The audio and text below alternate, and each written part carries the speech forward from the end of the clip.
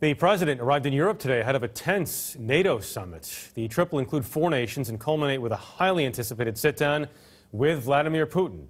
Major Garrett is traveling with the president tonight.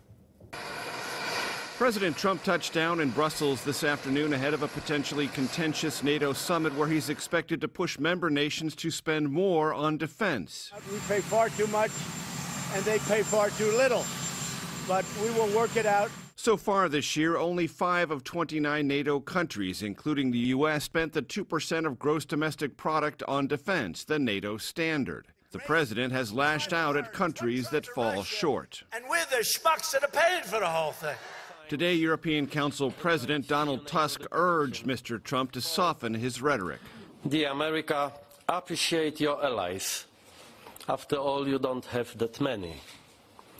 And Europe spend more on your defense. NATO allies are trying to minimize discord before the president's first summit with Russian President Vladimir Putin next week. Frankly, Putin may be the easiest of them all. Who would think? Despite Russia's aggressive moves in Ukraine and confirmed election meddling in the U.S., today the president wouldn't say if Putin was friend or foe. I really can't say right now. As far as I'm concerned, a competitor.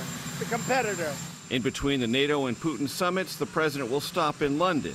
He appeared to take a jab at Prime Minister Theresa May by praising her recently resigned Foreign Secretary, Boris Johnson. Boris Johnson's a friend of mine. He's been very, very nice to me, very supportive. And maybe we'll speak to him when I get over there.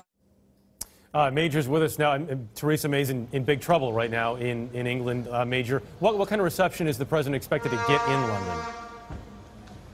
Well, starting at the top, the British Prime Minister winced visibly when asked about the president's comments. Now, throughout this trip, which is likely to have its moments of tenseness, the White House hopes the presence of First Lady Melania Trump will ease things up a bit, perhaps provide a welcome diplomatic diversion. But in London, street protests are anticipated, so much so that most of President Trump's movements will be carried out by helicopter.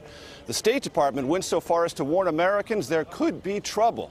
That's virtually unheard of in London. The cautionary phrase, keep a low profile. Jeff? Highly unusual to hear that warning to tourists visiting London. Major, thank you.